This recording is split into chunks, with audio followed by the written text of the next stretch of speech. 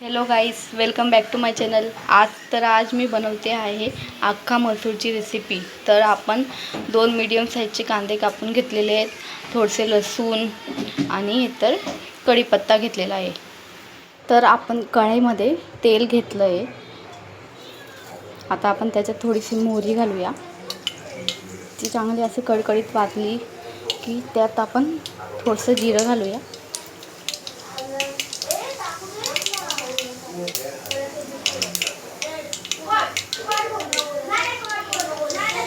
आणि आपण त्यात टाकणार आहेत आता लसूण। लसूण आपला मस्त लाल झालेला आहे। आता आपण त्यात कढीपत्ता,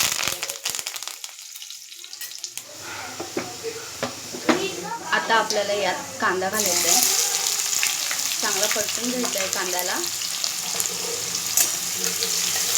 आता आपण बघू शकतो की कांदा आपला मस्त रंग सोडायला लागलेला आहे।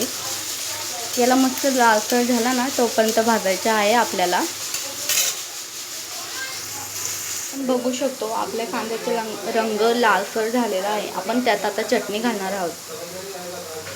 तर यात आपण 2 चम्मच चटणी घालणार आहोत आणि अर्धा चम्मच हळद।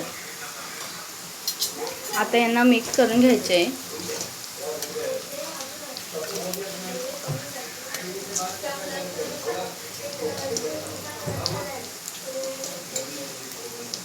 आणि साईडमध्ये असं पाणी थोडंसं गरम करायला घालायचं आहे।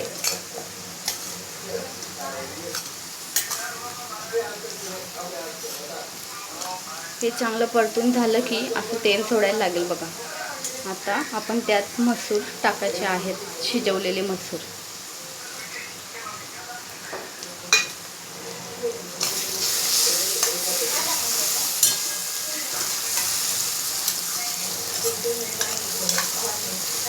आपण यात टमाटे सुद्धा टाकू शकतो।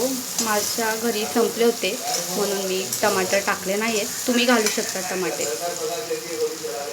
भाजी बघू शकतात गाईस। आता आपल्याला त्यात मसाला घालायचा आहे आणि स्वादानुसार मीठ घालायचं आहे आणि त्याला चांगलं परतून घ्यायचं आहे।